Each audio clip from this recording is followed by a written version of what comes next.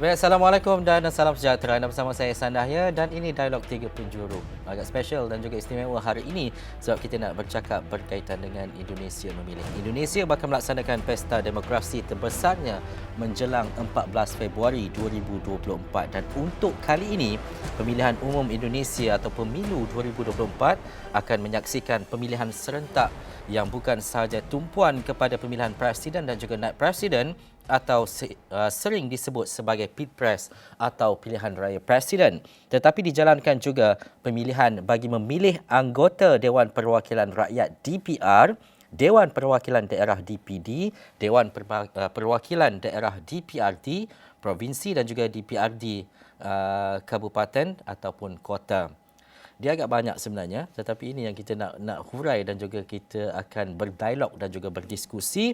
Tetapi secara ringkasnya, ia disebut sebagai pemilu legislatif.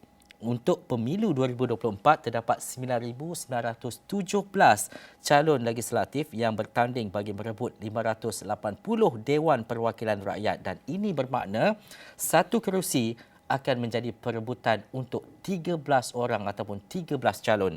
Manakala bagi DPRD, provinsi terdapat 301 dapil iaitu daerah pemilihan dengan 2,372 kerusi dan bagi DPRD kabupaten ataupun kota terdapat 2,325 dapil ataupun daerah pemilihan dengan 17,510 kerusi. Apa strategi dan juga tumpuan calon yang bertanding untuk memastikan mereka dapat kerusi ini? Ya, ini kita nak cuba faham dan juga kita nak memahami bersama dengan tiga tetamu dalam Dialog Tiga Penjuru. Terima kasih saya ucapkan kepada Tengku Adnan, calon legislatif DPR Republik Indonesia, DKI Jakarta 2, Partai Nasdem, bersama-sama dengan Dialog Tiga Penjuru Asrama ini. Terima kasih. Ya, ini bukan tahun pertama berada di Malaysia. Sudah bertahun-tahun. Sampai begitu. Hari ini sudah 22 tahun tinggal di Malaysia. Okey, sudah 22 tahun. Tetapi berbeza dengan bapa di hujung sana, Luqmanul Hakim yang sudah melewati 25 tahun di Malaysia yang merupakan Ketua Parti Demokrat di LPN Malaysia dan juga calon legislatif DPRD Kabupaten Bogor untuk Dapil 3. Balik kampung. Di bawah payungan siapa? Partai Demokrat. Pak Prabowo. Untuk koalisi Pak Prabowo, Partai Demokrat ya Pak Susilo Bambang Yudhoyono. Ya. Okey. Dan juga kita ada Doni Ropawandi yang merupakan bekas Ketua Wakil Pelajar Indonesia di Malaysia.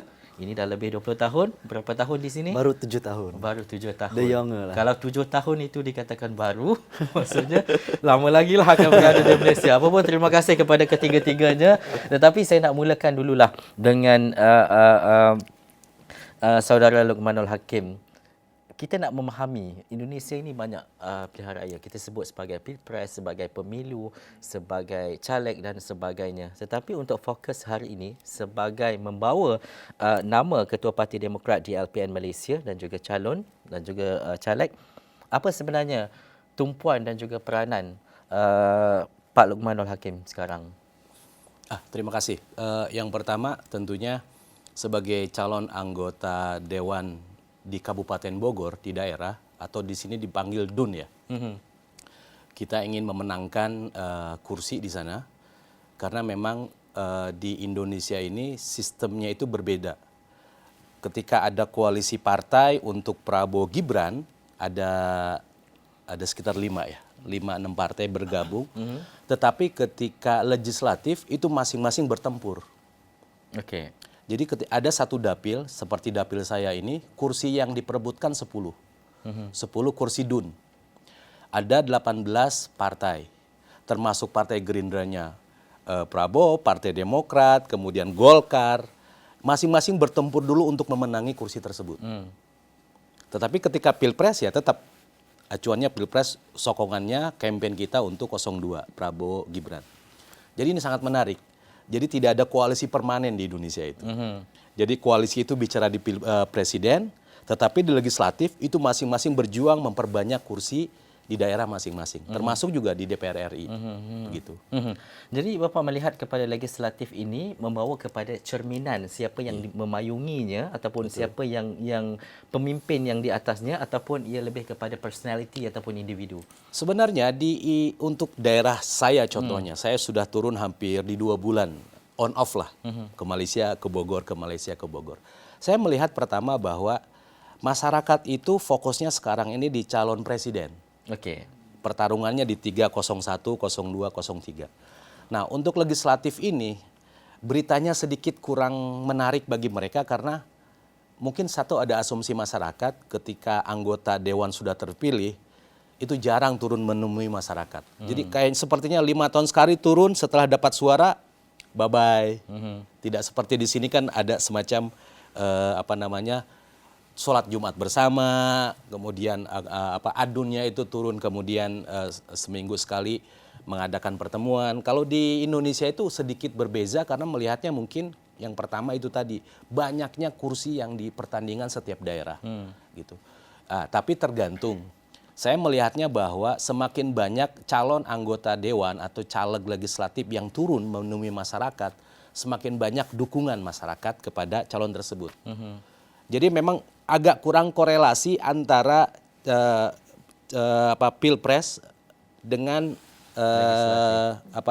legislatif.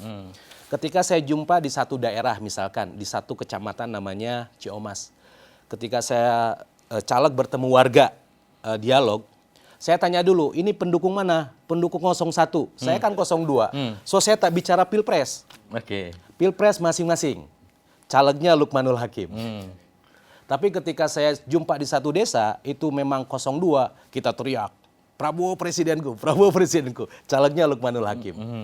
Jadi cair di ini, sesuai. Jadi calon legislatif menyesuaikan kondisi di desa masing-masing, karena bagi mereka ketika kita paksakan untuk memilih sokongan ke salah satu calon presiden, boleh jadi kontraproduktif dengan kita. Ini orangnya Prabowo, ini orangnya Amin, ini orangnya Ganjar. Sementara dia sudah ada pilihan.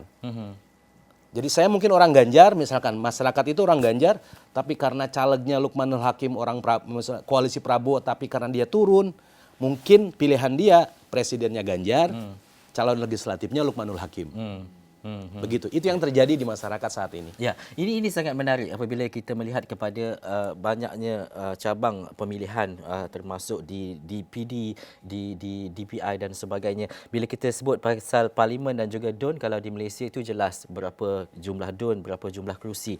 Tetapi bagi Pak Tengku Adnan, Tengku Adnan ini selalu nama Malaysia ya, nama ini pertama kali saya lewat Tengku Adnan, warga Indonesia. Boleh Bapak terangkan berkaitan dengan sebagai calon dan seterusnya bagaimana Bapak membawa peranan sebagai yang menetap di Malaysia tetapi membawa nama untuk dicalonkan di Indonesia? Baik, yang pertama saya ingin menjelaskan bahwa Dapil DKI Jakarta 2 ini meliputi 3 daerah. Pertama itu Jakarta Pusat, Jakarta Selatan, dan luar negeri. Jumlah pengundi atau pemilih dari 3 daerah ini 4,3 juta untuk satu kawasan parlemen. 7 kursi yang dipertandingkan. Kalau di Malaysia mungkin rata-rata satu kawasan 200.000 lah ya. Anggap. Lebih, oke. Ya, Jakarta Pusat, Jakarta Selatan, dan luar negeri. Luar negeri ini semua negara. Ya, dalam hal ini Indonesia itu ada 128 perwakilan RI di luar negeri.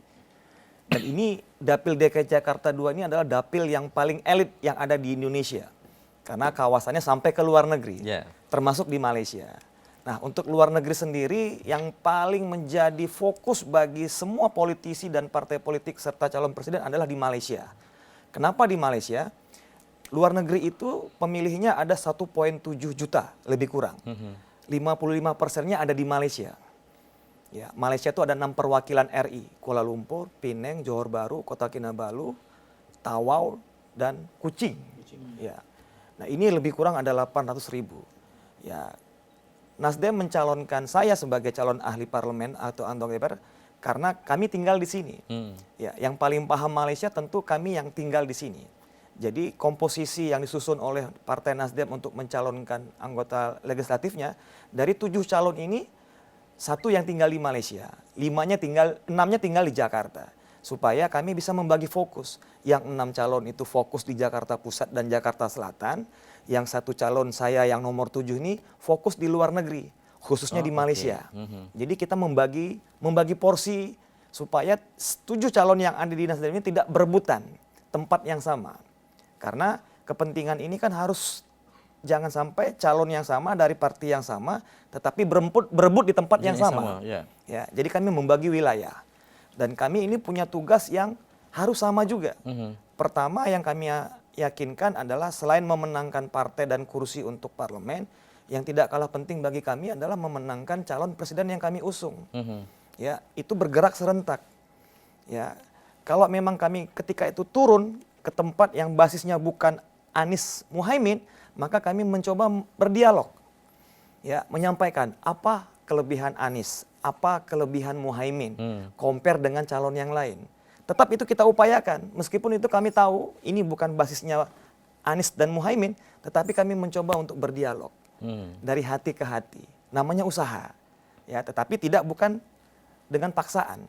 Ya, jadi memenangkan partai dan calon anggota legislatifnya dan memenangkan calon presidennya itu satu kesatuan, bergerak seiring bersama dan termasuk alat peraga kampanye seperti poster, banner, sosial media. Calon legislatif itu diwajibkan kalau di Nasdem. Seluruh calon legislatif di Nasdem, mulai dari parlemen, di provinsi, di kabupaten kota, itu diwajibkan. Ada Nasdemnya, ada Anies Muhaiminnya. Tidak boleh itu terpisah. Karena ini adalah satu kesatuan. Itu yang kita lakukan. Ya, karena secara tidak langsung, seperti yang disampaikan tadi oleh Pak Lukman, calon presiden itu juga membawa kotel efek kepada Partai Nasdem dan kepada seluruh calon legislatifnya.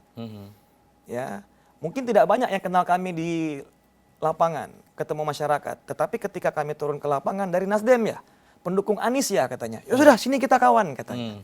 Ya, dan ini membuka pintu selebar-lebarnya untuk kita berdialog. Tetapi ketika mereka melihat kita dari Partai Nasdem, tetapi mereka dari calon presiden yang lain, itu juga membuka pintu dialog. Kenapa Bapak dukung 02? Kenapa Bapak dukung 03? Coba Bapak lihat ini 01. Apa sih visinya? Apa sih programnya? Ya, seperti di Jakarta. Kalau beliau menjadi presiden, beliau akan buat ini. Seperti itu. Ya, jadi ini suatu kesatuan. Dan ini tidak boleh dipisahkan. Even kami tahu itu adalah basisnya bukan Amin, tetapi kami akan tetap mencoba meyakinkan. Ya, karena ini adalah perjuangan terakhir. Kalau bukan kami yang meyakinkan sebagai juru kampanye calon presiden, siapa lagi? Ya, kita ada media sosial, ada banyak pemberitaan, tetapi ketika kita melakukan dialog langsung kan itu kan rasanya berbeda, suasananya berbeda.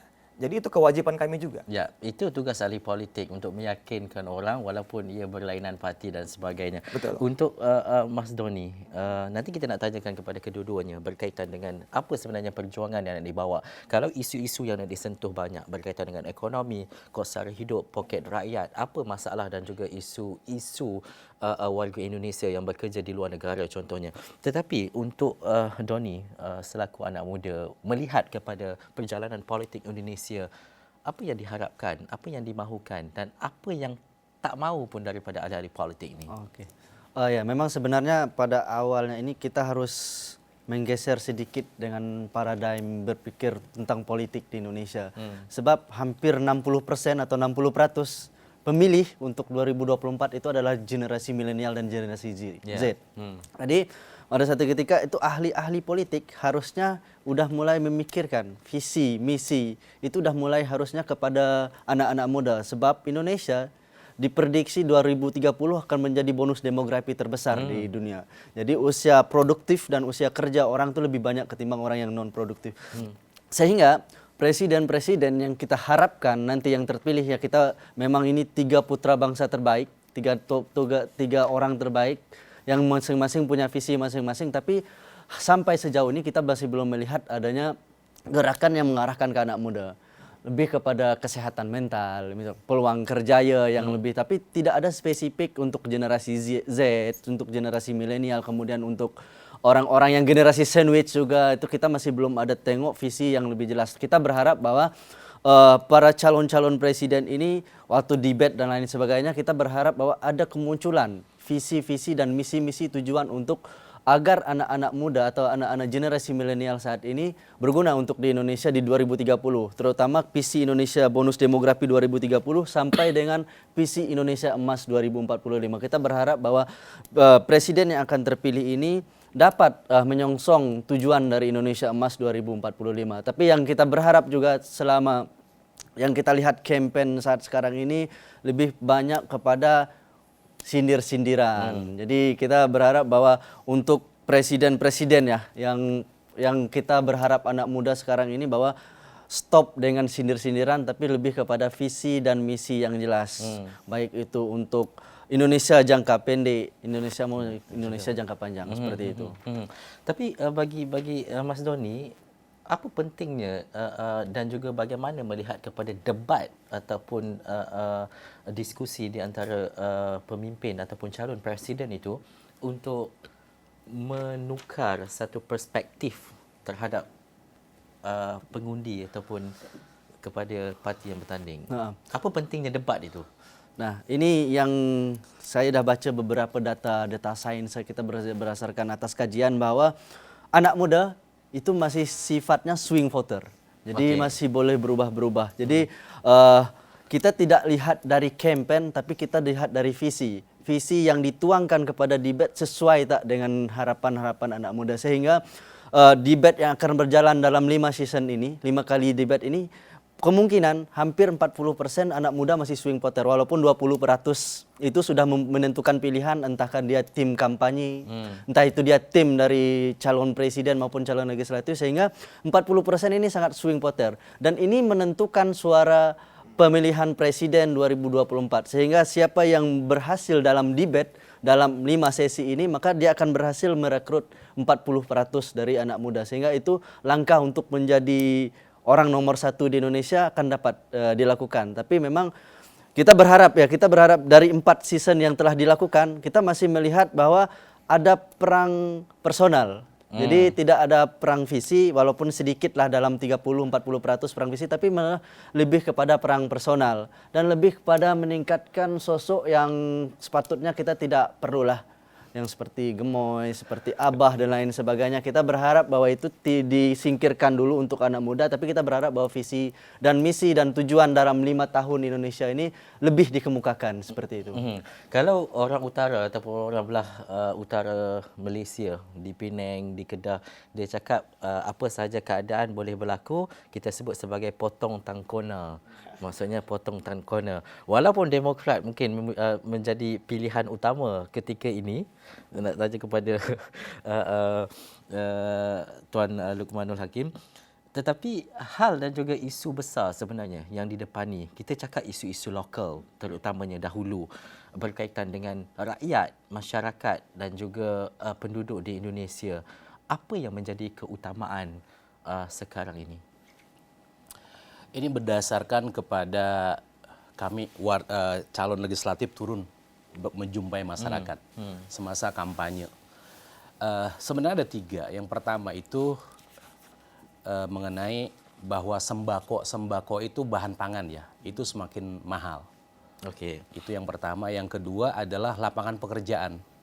Jadi ibu-ibu ini punya anak-anak yang sudah lulus di sekolah menengah atas, kemudian ada juga yang di diploma.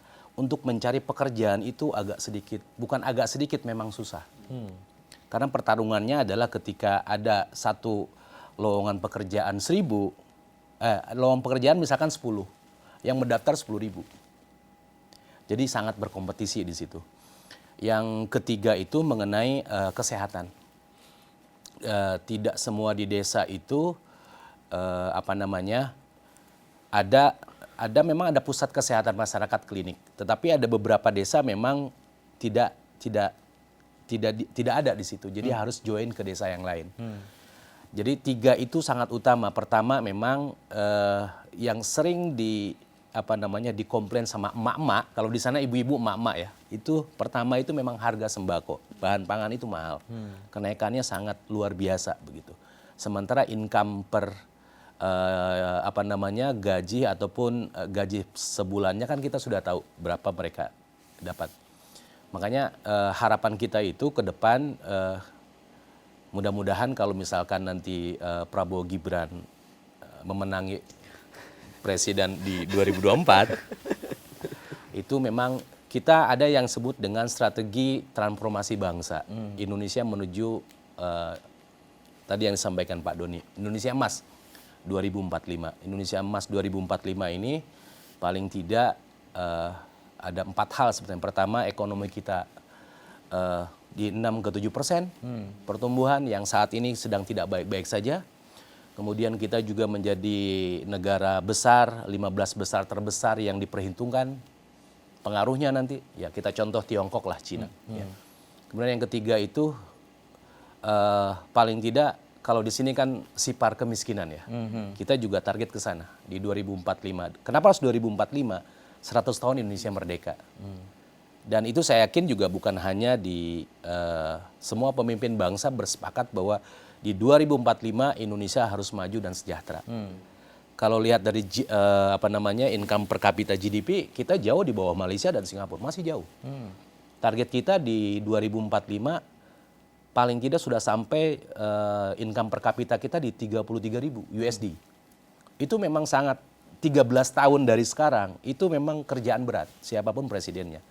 Apalagi dengan kondisi global sekarang, ya kan, perang lagi, kemudian iklim, ya kan, iklim juga bermasalah.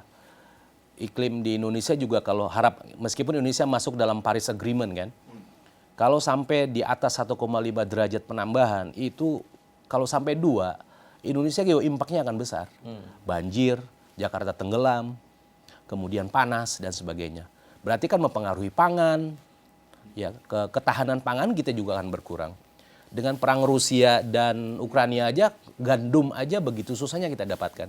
Dan juga stok energi dan sebagainya kemudian naik. Nah ini kan internal dan eksternal itu diperlukan seorang strong leadership. Ya. Dan Prabowo Gibran saya melihat itu adalah kombinasi militer sivil dan juga tua muda. Makanya tadi generasi Z dan sebagainya itu harapan kita juga bisa gara-gara ada Gibran di situ ya mudah-mudahan ya. Ada yang ke sana.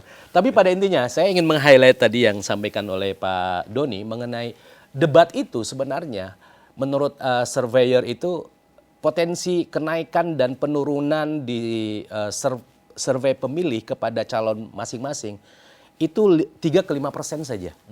Okay. Yang tadi swing voter tadi ketika melihat debat capres-cawapres itu, yang belum menentukan ketika lihat debat, mungkin dia akan berubah. Oh ini cocok nih, sesuai dengan pilihan kita. 3-5%. Jadi ini pengaruhnya sangat besar.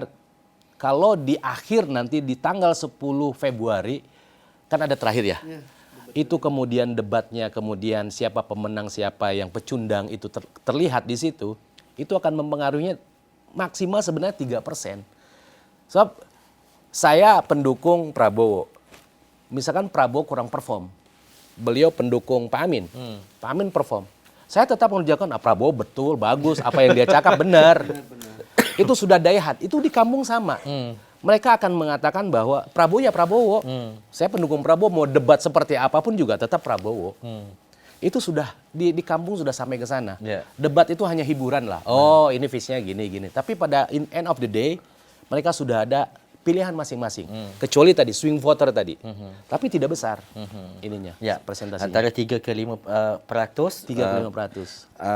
Hal-hal besar juga yang dibawakan oleh Pak Luqmanul berkaitan dengan kos sara hidup, lapangan pekerjaan dan juga isu kesihatan. Saya rasa ini bukan sahaja isu Indonesia tetapi isu global, termasuk Malaysia dulu.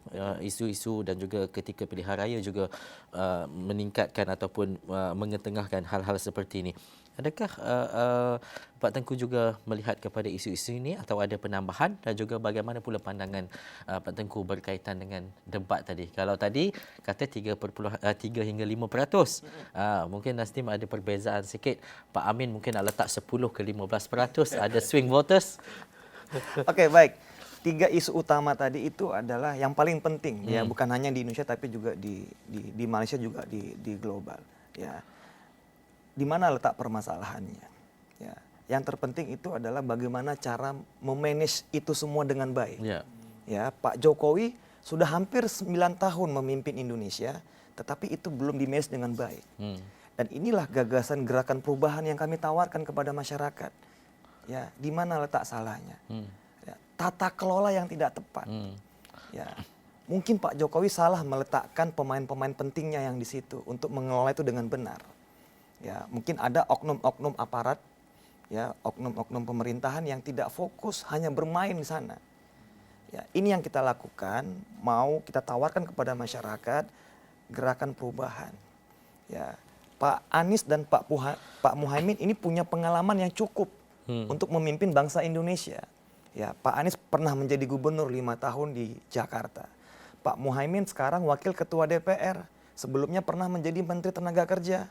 Pernah juga menjadi parlemen dan sekarang ketua umum partai, mengelola banyak kader partainya. Jadi dengan pasangan ini kami yakin ke depan ketika mereka terpilih, mereka mampu memanage bagaimana ekonomi, living cost, sara hidup itu dengan baik. Lapangan pekerjaan itu bagaimana cara mengelolanya itu banyak, bisa menampung banyak pekerjaan terutama kepada fresh graduate. Ya, kemudian sekolah, Pak Anies ini akademisi. Ya, dan beliau juga rektor di salah satu kampus pernah di Indonesia. Ya, dia tahu bagaimana caranya seperti apa. Bahkan janjinya Pak Anies nanti ketika dia menjadi terpilih menjadi presiden, ya, itu tidak ada lagi anak yang tidak dapat bangku sekolah di sekitarnya. Ya, saat ini kan itu ada satu sekolah kerajaan punya, itu dibatasi hanya untuk radius berapa kilometer yang boleh di situ. Tetapi kuota kursi yang ada hari ini tidak mencukupi dengan penduduk yang ada di situ. Nah, Pak Anies karena backgroundnya juga adalah akademisi, mantan Menteri Pendidikan, dia tahu bagaimana solusi yang terbaik untuk itu. Makanya dia berani berjanji, ya, nanti ketika beliau menjadi presiden tidak ada lagi kursi yang tidak ada untuk anak-anak yang tinggal di area itu. Ya, jadi tinggal bagaimana tata kelola pemerintahan yang baik dan benar ke depan. Good governance seperti apa? Ya, meletakkan pemain-pemain penting yang pakar di bidang itu masing-masing. Ya, seperti meletakkan menteri, meletakkan kepala lembaga. Itu bukan hanya usulan partai politik dan kedekatan personal, tetapi boleh diusulkan oleh partai politik yang menyokong dia atau kedekatan personal dia dengan orang tersebut, tetapi juga Pak Anies akan melihat backgroundnya. Mampu nggak orang ini menyandang jawatan tersebut? Bukan karena dia disokong oleh partainya atau orang dekat secara personal, bukan hanya itu saja. Tetapi melihat ini orang punya background dengan itu atau tidak. Kalau ada background itu maka akan diterima oleh Pak Anies untuk menjadi menterinya. Sehingga orang ini mampu mengelola ya sesuai dengan bidang yang ia tangani. Ya, itu salah satu metode yang ditawarkan kepada masyarakat untuk membuat Indonesia itu jauh lebih baik ketimbang hari ini. Tadi Pak Lukman sendiri menyampaikan bahwa pertumbuhan ekonomi mandek. Ya, sekolah susah, lapangan pekerjaan susah, living cost tinggi. Hampir 9 tahun ini Pak Jokowi memimpin Indonesia, tetapi belum menampakkan apa yang diharapkan oleh masyarakat. Inilah yang ditawarkan oleh Pak Anies. Kenapa itu kita menawarkan perubahan jauh lebih baik. Perubahan ini maksudnya bukan apa yang telah dibuat tidak yang baik kita akan tenggelamkan, tidak. Yang baik akan diteruskan, bahkan disempurnakan. Yang kurang di mana? Itu yang kita perbaiki. Itu yang kita ubah. Karena kelompok sebelah sana ini sensitif dengan kata perubahan. Makanya tadi Pak Lukman mengatakan menggunakan bahasa transformasi. Sebenarnya perubahan juga itu gitu. Ya, merubah yang tidak baik menjadi baik, ya kan, tetapi sensitif dengan kata perubahan. Begitu ya Pak Lukman ya. Kan Tadi saya nampak Pak Lukman angguk, bukan bermakna Pak Lukman setuju dengan apa yang keterlanjutan kalau kita bahasanya. Ini perubahan, keterlanjutan. Kontinuitas bahasa Inggrisnya apa? Kontinuitas. Ya, kontinuitas. Ya, memang transformasi betul. Ketika kontinuitas kan memang ada yang harus diperbaiki, harus ada dirubah.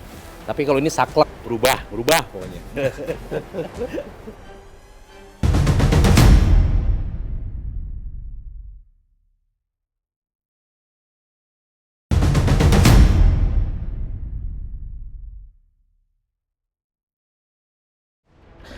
Menarik apabila mendengar Pak Luqman dan juga Pak Tengku bercakap berkaitan dengan parti masing-masing, apa hala tuju.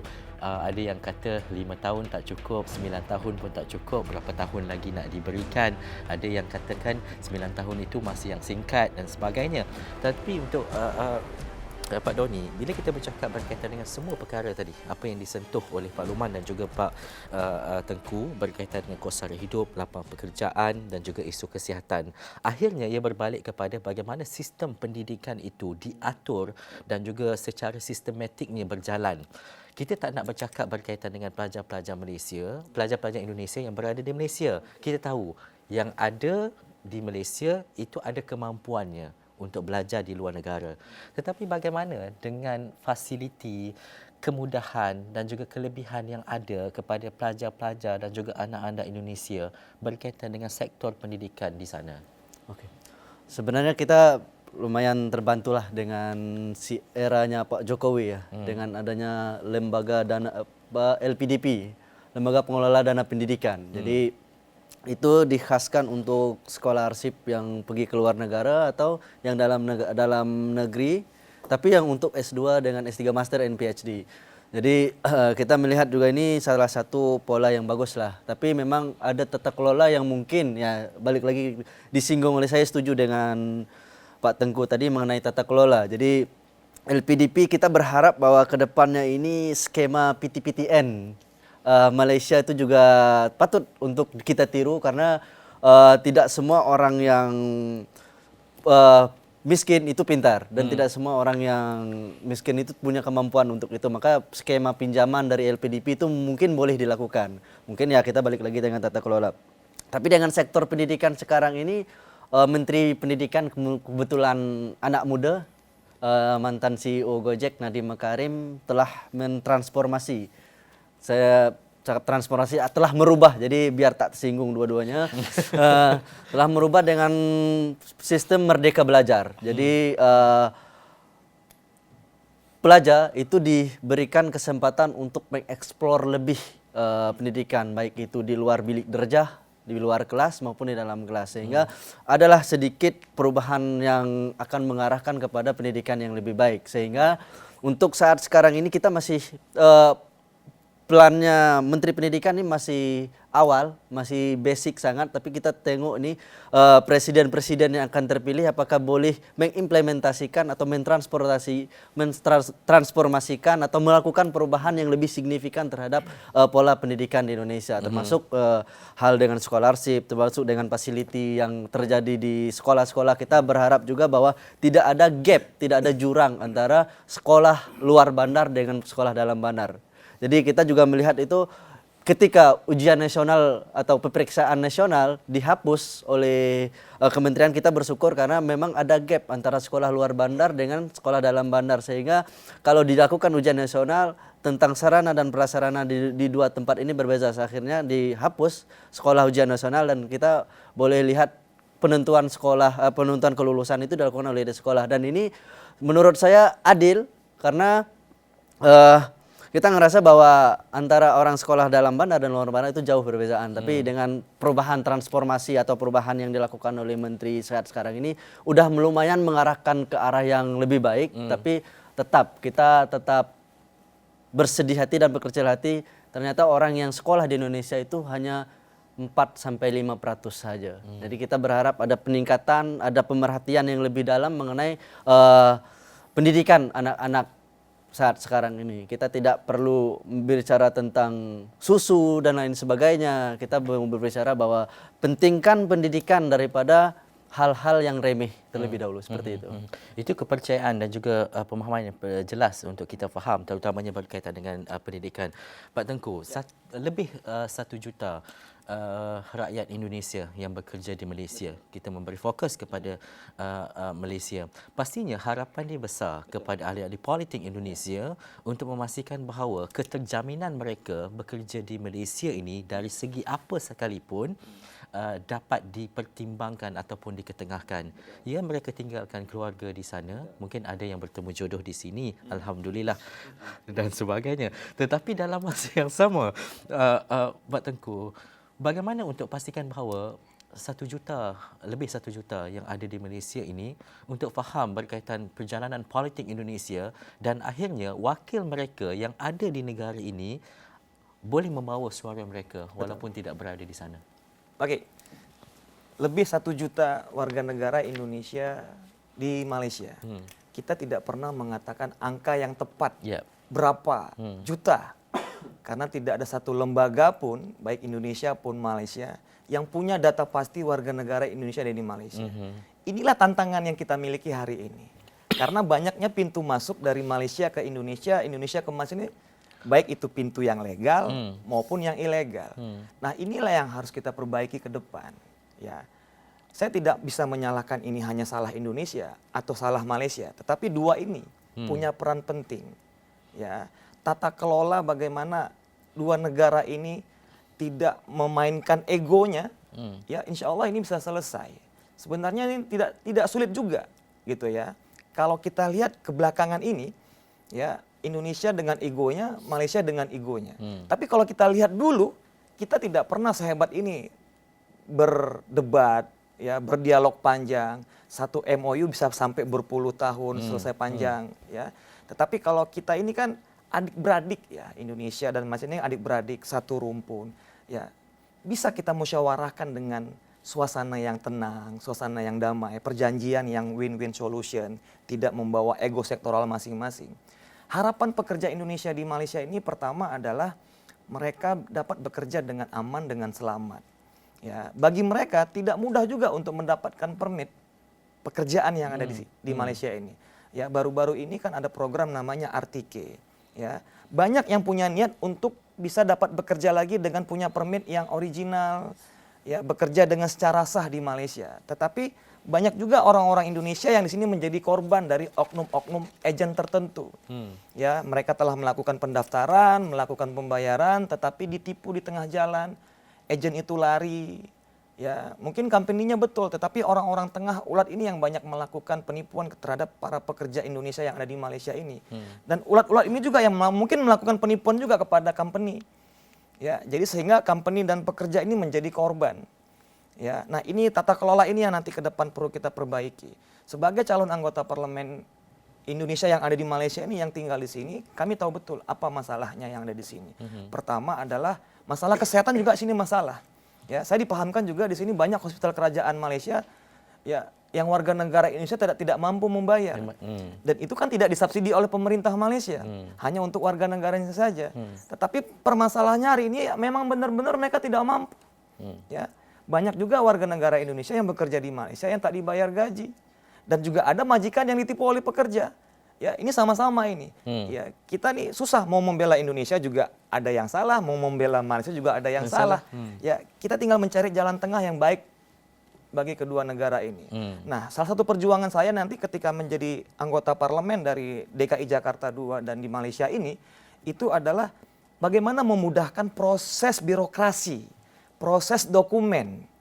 Ya, kan tidak semua dokumen itu mudah diuruskan oleh calon pekerja Indonesia. Begitu juga calon majikan. Dari Indonesia mau kerja ke Malaysia itu terlalu banyak step yang harus mereka lewati. Banyak dokumen yang harus mereka persiapkan. Dan ini membuat biaya itu mahal untuk mereka keluarkan, membiayai keberangkatan mereka ke Malaysia. Begitu juga calon majikan. Ketika itu biaya keberangkatan dari Indonesia itu banyak dan besar, ini juga jadi mahal beban majikan. Nah, nanti coba kita cari jalan tengah yang terbaik. Kos-kos yang mungkin bisa kita potong saja. Birokrasi administrasi yang mungkin itu kita masih bisa, ya sudahlah, yang ini tak payah, yang ini tak payah, kita potong saja. Ya, intinya adalah Indonesia perlu lapangan pekerjaan di Malaysia. Karena ini semakin berkurang di Indonesia. Seperti yang sampaikan Pak Lukman. Peluangnya ada 10 yang mendaftar 1000. Ya. Makanya ini banyak yang ke Malaysia dan ke negara yang lain. Di Malaysia satu sisi juga punya lapangan pekerjaan, tetapi kekurangan sumber daya manusia. Ya, karena kami juga dipahamkan bahwa rakyat Malaysia yang 3D ini tidak mau, kurang berkenan. Ya, jadi 3D inilah yang akan diisi oleh foreign worker. Ya, birokrasinya kita permudahkan. Ya, pembuatan paspornya kita mudahkan, pembuatan permitnya kita permudahkan, dipercepatkan. Ya, lembaga atau kementerian atau orang-orang tengah ini kalau yang tak perlu sehingga membuang waktu yang panjang, kalau boleh dipangkas. Semurah yang mungkin, semudah yang mungkin. Ya. Nah ini kita bisa fokus nanti kalau seandainya kita sudah ada di dalam itu sendiri. Kalau kami kan sekarang ini berada di luar, ya memberi pandangan, didengar tapi kan belum tentu dilakukan. Tetapi nanti ketika menjadi anggota parlemen, tentu kan bisa menegaskan. Ini aturan mainnya kenapa seperti ini? Ini susah orang mau buat. Asuransinya kenapa ada di Indonesia, kenapa ada di Malaysia? Ya nggak perlu dong yang di Indonesia bayar lagi. Kan orangnya di Malaysia. Dia lama tinggal di Malaysia. Cukup dengan asuransi Malaysia. Contoh seperti itu. Jadi memotong birokrasi, memudahkan birokrasi, memotong anggaran atau budget yang tidak perlu dibayar sehingga ini mudah bagi semuanya. Abang tahu bahwa calon pekerja Indonesia itu yang mau kerja ke luar negeri, itu mereka sanggup jual tanah, jual rumah, jual lembu, jual kerbau, hanya untuk mencari kehidupan yang baru, untuk menghidupi keluarganya. Nah ini yang tidak perlu. Ke depan kalau perlu, ya negara yang membiayai pinjaman itu. Calon pekerja ini tidak perlu menggadaikan tanahnya, menjual hartanya untuk bekerja di luar negeri. Kalau perlu kerajaan memberikan pinjaman. Indonesia pemerintahnya memberikan pinjaman. Ya, ketika dia bekerja di Malaysia atau di negara lain, nanti tinggal melakukan pemotongan gaji sesuai dengan gajinya, kemampuannya. Ya, sehingga ketika dia mau berangkat tidak jual rumah sampai di Malaysia kena tipu pula. Ya, ini yang paling banyak. Seperti itu. Jadi ini salah satu manifesto daripada salah satu manifesto utama yang akan saya perjuangkan bagi rakyat Indonesia yang ada di Malaysia. Hampir setiap hari kami menerima pengaduan ini. Ya, yang ilegal kena tangkap, yang bekerja tidak digaji, yang sakit tak tahu mau kemana, yang meninggal tak tahu mau kubur di mana. Ya, buat paspor susah, antriannya panjang. Kedutaan Indonesia kami tidak menyalahkan karena kemampuan mereka juga terbatas. Ya, dengan anggaran yang terbatas juga. Yang dilayani ribuan orang satu hari. Nah, ini juga nanti saya mau berperan di sini. Ketika saya nanti di parlemen, apa kelemahan kedutaan? Oh, sumber daya manusia, staf kurang. Kalau di parlemen kami bisa minta tambah. Bu Menteri, Pak Menteri, itu kedutaan kurang orang. Tambah orangnya. Kenapa bisa kurang orang? Tidak cukup budget. Tambah budgetnya. Jangan hanya budget dari kementerian yang lain diperbesarkan, tetapi ini dikecilkan. Pekerja Indonesia menghantarkan devisa yang banyak bagi Indonesia. Kenapa ini tidak diprioritaskan? Ya, nanti ditanya pula mana nak dapat bajetnya. Nanti kita jawab kemudian. bagi Pak Luqman melihat kepada ini antara isu besar yang didepani oleh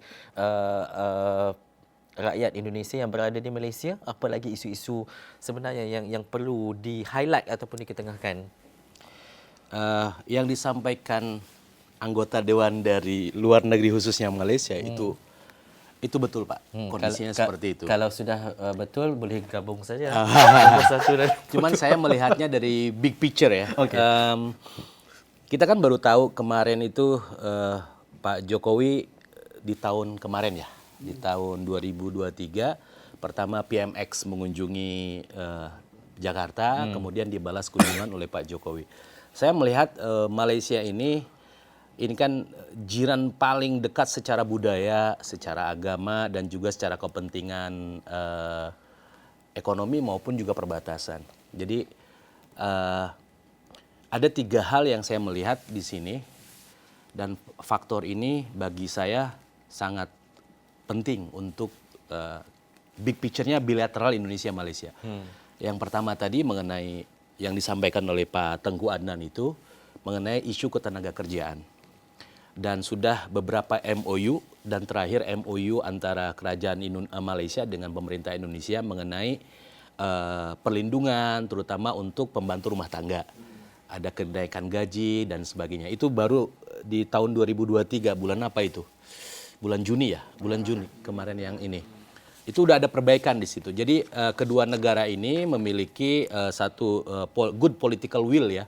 Bagaimana tenaga kerja Indonesia ini secara pelindungan hukum itu ada kenaikan.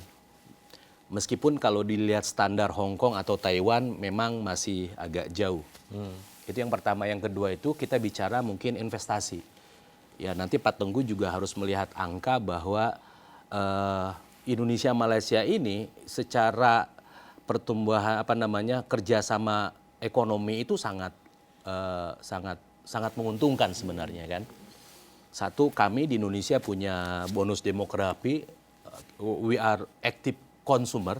Kalau Bapak jual nasi lemak di sana juga orang akan ngantri beli nasi lemak, contoh itu kan. Sementara Malaysia melihat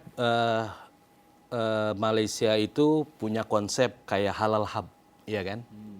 Itu halal hub itu konsep Indonesia juga ada, cuman saya lihat implementasinya Malaysia lebih bagus. Sementara Muslim terbesar di Asia Tenggara, khususnya di Asia Tenggara kan Indonesia.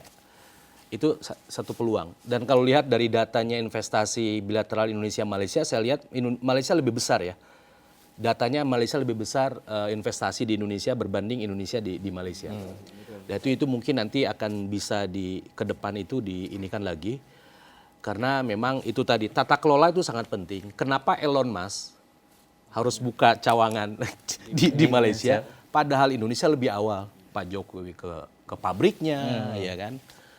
Siapa tuh Mr. Luhut, Pak Luhut dari Menko apa? Menko Marinvest. Investasi juga sampai kedatang. Tapi end of the day Elon Musk membuka cabang pertama di Asia Tenggara itu memilih Malaysia. Kan itu ada something yang memang harus diperbaiki di Indonesia. Perubahan. Nah ya, oke. Transformasi. Dan yang ketiga saya pikir isunya juga perbatasan. Itu juga masih harus diselesaikan bersama. Jadi mungkin untuk anggota dewan 3 hal ini nanti tolong diperjuangkan, diperbaiki ya. Sebagai anggota dewan wakil dari Malaysia. Begitu. Ini satu perkara yang walaupun kita melihat ia mungkin peratusan ataupun persen yang kecil bagi keseluruhan ratusan juta rakyat Indonesia yang ada di Malaysia contohnya, tetapi isu-isu ini adalah isu besar dan juga dekat di hati pekerja-pekerja Indonesia ataupun mereka yang berada di Malaysia khususnya untuk mendapatkan pembelaan sewajarnya, untuk mencari saluran yang tepat untuk dibawakan suara dan sebagainya. Saya nak bertanya kepada Pak Doni, ini kita bercakap berkaitan dengan akademisi. Saya jarang sebut akademisi ni, tapi bila Bapak sebut, saya sebutlah akademisi dan juga military. Antara dua calon yang mungkin membawakan satu peranan dan juga satu pembawaan yang berbeza, tetapi misinya sama untuk rakyat dan juga masyarakat Indonesia. Bagaimana sebenarnya seorang anak muda, saya tak nak tanyalah nanti Doni pilih siapa, 1, 2 ataupun 3. Tetapi apa sebenarnya penanda aras untuk seorang Doni memilih calon presiden dan juga pemimpin-pemimpin yang akan mewakili Indonesia untuk rakyat Malaysia dan juga untuk masyarakat dunia? Sebenarnya dari dua itu, baik dari akademisi maupun military, itu dua-duanya punya kelebihan ya. Sebab satu dari sisi pendidikan kena kuat karena based on sumber daya manusia. Kalau yang Pak Anies selalu cakap bahwa kita harus menjadi tuan rumah di negeri sendiri, jadi orang kuat di tempat-tempat yang hebat. Dan kemudian kalau untuk Pak Prabowo, memang kita negara Indonesia ini merupakan negara maritim yang karena memang harus orang-orang militer. Masing-masing calon sudah berbicara tentang kekuatan masing-masing. Tapi dari sudut perspektif saya memang tetap wait and see, tetap menunggu dan melihat bagaimana ke depan ini keberpihakan terhadap anak muda, terutama dengan generasi saya, generasi milenial. Apakah seorang akademisi atau militer, itu kita belum tahu lagi. Kita masih tetap wait and see, bahwa kita ingin melihat bahwa apa tawaran-tawaran yang akan dibawa oleh ketiga calon tersebut. Bahwa pada prinsipnya kalau memang keberpihakan terhadap anak muda, terutama Gen Z sama dengan milenial, kita akan pilih itu. Tapi memang kita masih melihat, masih blank ketiga-tiga calon ini. Masih blank, kita masih melihat visi untuk anak muda masih belum ada. Bukan belum ada, tapi masih blur, masih tidak begitu jelas. Kita berharap bahwa ke depan ini dalam waktu yang masuk kurang dari sebulan lagi, kita boleh tengok visi dan misi yang lebih jelas lagi terhadap itu. Karena kita ingin sekali tahu hala tuju presiden yang akan terpilih. Sebab ini belum ada yang pernah menjadi tampuk kepemimpinan Indonesia. Jadi kita pengen bahwa ini benar-benar calon-calon yang akan terpilih nanti akan membawa Indonesia dengan bonus demografi memanfaatkan pemuda sebagai ujung tombak bagi negara tersebut. Jadi kalau ditanya kalau kriteria saya yang akan pilih, saya akan jawab yang akan melakukan keberpihakan terhadap anak-anak muda, terutama kita yang di luar negeri juga kan, hanya 0,01% orang-orang yang dapat berkuliah ke luar negeri. Jadi memang kita masih merasa bahwa ketika kita balik Indonesia kita masih belum ada tempat untuk itu. Kita berharap bahwa presiden-presiden yang terpilih harus berpihak kepada anak muda, terutama yang sebagai diaspora Indonesia di luar negeri. Ya. Izin saya menambahkan boleh? Ya. Ya. Secara ringkas Bapak. Saya kurang sepakat kalau tadi Bung Doni menyampaikan dari semua calon ini belum punya konsep tentang anak muda seperti apa. Mungkin sebagian besar anak muda sekarang ini bisa mengakses apa visi dan misi calon presiden, khususnya Bapak Anies Baswedan dan Bapak Muhaimin. Dia punya konsep dan itu sudah diumumkan di sosial medianya, di websitenya, bahkan terletak di dalam visi misi yang didaftarkan di KPU RI. Apa program anak mudanya? Apa yang akan dilakukan untuk anak mudanya? Sudah ada semua itu sebenarnya.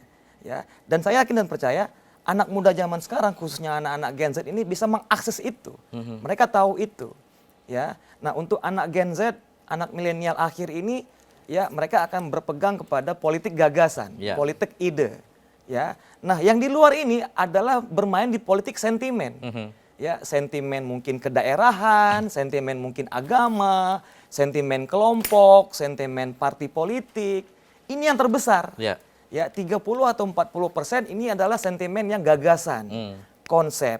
Saya yakin kelompok ini sudah memahami apa visi misi calon presiden Anies Baswedan dan yang lainnya. Untuk anak muda seperti apa, untuk pegawai kerajaan seperti apa, untuk karyawan swasta seperti apa, untuk pekerja kilang, anak muda kuliahnya nanti bagaimana, sekolahnya bagaimana. Ini sudah komplit. Ya, dan anak muda yang generasi Z inilah saya yakin mereka sudah banyak yang paham. Tinggal nanti kita lihat 4 Februari, ya siapa yang akan menjadi pemenang. Baik, Bapak-bapak sekalian saja hanya ada kurang lebih 3 minit saja. Mungkin saya boleh berikan 1 minit seorang untuk kita rangkum dan juga kita tutup sesi dialog ini. Terutamanya apa saja nak diperkatakan, nak mewawarkan berkaitan dengan personal ataupun diri sendiri pun boleh. Nak berkempen pun tak ada masalah. Kita mulakan dengan dari sini kita mulakan dari dengan anggota dewan Pak Tengku. Baik, saya Tengku Adnan, calon anggota DPR RI dari Partai Nasdem untuk Dapil DKI Jakarta 2. Saya berharap dan memohon kepada seluruh masyarakat Indonesia dimanapun berada, khususnya yang ada di Malaysia, pasangan yang terbaik untuk memimpin bangsa ke depan adalah Bapak Anies dan Bapak Muhaimin dengan calon nomor urut 1. Baik untuk masyarakat yang di dalam negeri maupun kita yang tinggal di luar negeri. Insya Allah Bapak Anies dan Bapak Muhaimin juga akan pro kepada isu perlindungan penempatan pekerja migran Indonesia di luar negeri. Dan saya sebagai calon anggota DPR untuk DKI Jakarta 2 dari Partai Nasdem dengan nomor urut 7 akan mengawal gagasan, konsep, dan program Bapak Anies ketika nanti menjadi Presiden RI. Sampai jumpa di TPS, dan di Malaysia itu TPS-nya hari Minggu tanggal 11 Februari. Kalau di Kuala Lumpur itu di WTC KL, kalau di Johor, Penang, Sabah, dan Sarawak itu di dalam KJRI-nya. Jadi ingat, di dalam negeri kita 14 Februari, untuk di Malaysia kita hari Minggu 11 Februari di WTC KL dan di KJRI yang ada di Penang, Johor, dan Sabah, Sarawak. Sampai jumpa hari Minggu tanggal 11, coblos Anies dan coblos Tengku Adnan. Jangan lupa. Tapi Pak Doni tidak mewakili 1, 2 atau 3 kan? Secara general saja. Ya, terima kasih. Sebelumnya kita berharap bahwa ini melalui panggung besar ya di Astro Awani ini. Halo teman-teman yang di 10.000 orang student Indonesia di Malaysia kurang lebih, dan seluruh yang ada di Indonesia, bahwa tampuk kepemimpinan Indonesia 5 tahun ini akan dilakukan sekejap lagi. Jadi kita berharap bahwa anak muda akan mengambil peran untuk itu. Kita berharap bahwa jangan sampai ada isu-isu tentang tidak berpihakan terhadap anak muda. Maka yang menentukan Indonesia untuk menuju bonus demografi maupun Indonesia Emas 2045 itu adalah anak muda. Sehingga anak muda harus jeli, teliti dalam memilih pemimpin di masa yang akan datang, terutama yang 5 tahun yang akan datang, karena ini akan prosesnya akan terus berlanjut. Jadi jangan sampai salah pilih. Ini ketiga calonnya oke, tinggal silakan lakukan kajian lebih lanjut mengenai keterpilihan anak-anak calon-calon presiden tersebut. Terima kasih. Dan ayah sekali Pak Lukman. Terakhir, Ya, kalau pantun boleh? boleh. Silakan Bapak. Oke. Pertama, terima kasih ke Asra Awani yang telah menjemput kami. Yang kedua, kita harapkan warga Indonesia yang ada di Malaysia gunakan hak pilih Anda. Ini pesta demokrasi, pilihan di tangan Anda masing-masing. Jangan sampai kemudian kita menyesal karena kita tidak terlibat dalam proses demokrasi ini. Untuk pilihan presiden ada 3, yang paling enak itu nomor 2, di tengah karena posisinya, itu Prabowo Gibran. Untuk partainya jika tidak ada pilihan, tentunya partainya SBY, Partai Demokrat yang pernah memerintah, itu silahkan Anda pilih calon legislatifnya. Saya mohon doanya, dan kami juga di sini mohon doanya, semoga Indonesia aman-aman saja di pemilu presiden maupun pemilu legislatif atau pemilu serentak di 2024. Mudah-mudahan Indonesia memiliki pemimpin yang lebih baik, pemimpin yang progresif, dan untuk membawa Indonesia lebih maju lagi. Terima kasih, tetap semangat. Baik, bila kita bercakap berkaitan demokrasi, ini adalah sesuatu yang sangat-sangat harmoni untuk kita cakap, dan juga hal-hal seperti inilah bila kita bercakap berkaitan dengan pilihan raya dan sebagainya. Saya cukup tertarik dengan apa yang dinyatakan oleh ketiga-tiganya, cukup bersemangat. Terima kasih sekali lagi. Banyak isu sebenarnya kita tak sentuh, terutamanya berkaitan dengan bagaimana perang media sosial, terutamanya dalam tempoh 3 hari ketika tempoh bertenang berkenaan hal-hal berkaitan dengan sentimen yang mungkin disentuh sedikit sahaja. Hal besar juga yang didepani dunia, bukan sahaja di negara-negara tertentu seperti korupsi ataupun corruption dan sebagainya. Mungkin ada peluang dan juga di lain masa untuk kita bercakap hal ini. Apapun, sekali lagi terima kasih saya ucapkan kepada Tengku Adnan, calon legislatif DPR Republik Indonesia DKI Jakarta 2 Partai Nasdim. Terima kasih kepada Bapak Luqmanul Hakim, Ketua Parti Demokrat DPLN Malaysia, caleg DPRD Kabupaten Bogor 3, dan juga terima kasih kepada Doni Ropawandi, bekas Ketua Wakil Pelajar Indonesia di Malaysia. Ini adalah sistem demokrasi yang berjalan untuk seluruh rakyat Indonesia untuk memilih pada pemilu 2024. Tadi saya tunggu pantunnya, tak keluar pantunnya, saya bagi pantun. Jalan-jalan di Kota Bandung, jangan lupa mengisi saku. Kalau kamu sedang bingung, jangan lupa calon pemilu. Saya Sanjaya, ini Dialog 3 Penjuru. Assalamualaikum warahmatullahi wabarakatuh.